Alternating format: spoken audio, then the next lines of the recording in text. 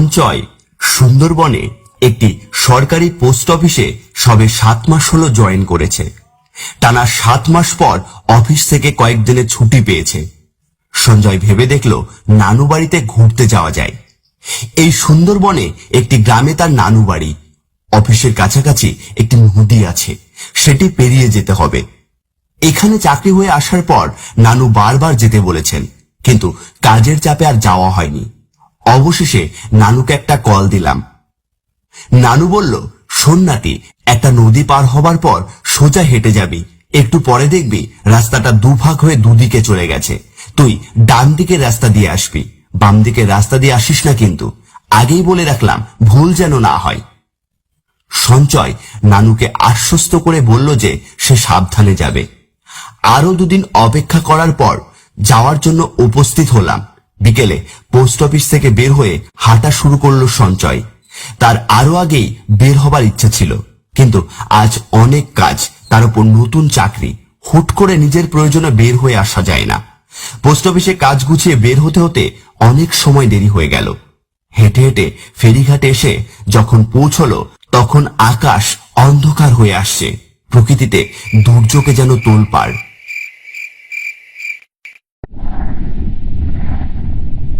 এই জলঝড়ের মধ্যে নৌকা পাওয়া যাবে তো? এমন সময় সে দেখতে পেল একটা ছোট্ট ডিঙি নৌকা। তখন সে মাঝিকে ডাক দিল। ও মাঝি, মাঝি ভাই, ওপারে যাবেন নাকি? বাবু, আকাশটা দেখেন না, খুব খারাপ। খুব প্রয়োজন ভাই, আমাকে যেতেই হবে। দরকার হলে আপনার ভাড়া বাড়িয়ে দেবো। বলতে বলতে নৌকার কাছে পৌঁছে গেল সঞ্চয়। উঠে বসলো তার নৌকায়। বাবু, বড় দেরি করে ফেলেছেন। আকাশের দিকে চাইয়া দেখেন, আর তুফান আসবে মনে হয়। অফিসের কাজ শেষ করতে দেরি হয়ে গেল, আবার আজ না গেলেই নয়। দয়া করে আমাকে একটু পৌঁছে দিন না। মাঝি আর কথা না বাড়িয়ে নৌকা ছেড়ে দিল। কিন্তু নৌকা যখন মাঝ নদী পেরোচ্ছিল, তখন তার আশঙ্কাই সত্যি হলো। হঠাৎ করে শুরু হলো ঝড় আর সঙ্গে হালকা বৃষ্টি। এই সঞ্চয় বাবু, আপনাদের কইছিলাম না তুফান আইব। হ্যাঁ, তাই তো দেখছি, বা তোমার কথাই তো সত্যি হলো। কি যে করি এখন? কি আর করার, যান যান, আপনি ভেতরে গিয়ে বসেন, আমি পৌঁছে দিতেছি। সেই ঝড়ে পুরো আকাশ কালো মেঘে ছেয়ে গেল। মাঝে মাঝে আকাশে বিদ্যুৎ চমকাচ্ছে। বিদ্যুতের ঝলকানি যেন বেড়ে গেছে।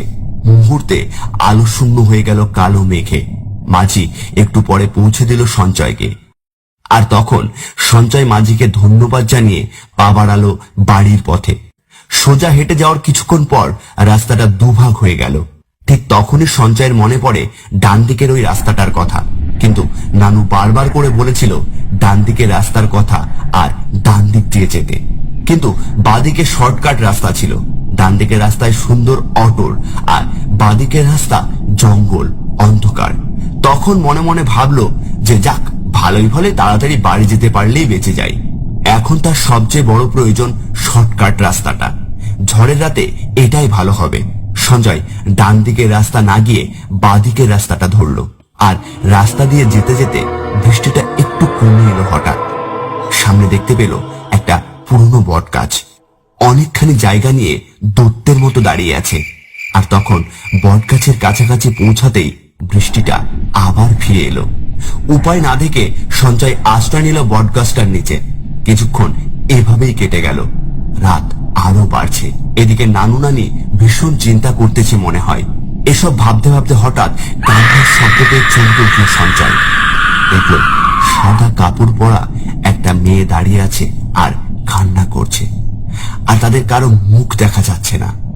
আর ভূত মেয়েটা বলছে, আমার স্বামীকে ফিরিয়ে দাও, ফিরিয়ে দাও বলে চিৎকার করছে। সঞ্চয় বিষয়টা দেখে হতবাক হয়ে গেল আর বলতে লাগলো, এরা কারা? ঠিক তখনই একটা সাদা কাপড় পরা জল্লাদের মতো দেখতে, যারা মানুষ ফাঁসির দড়িতে ঝুলিয়ে মৃত্যুদণ্ড দেয়, জল্লাদের কণ্ঠে বলতে লাগলো, তুই এখানে এসে ভালো করিসনি।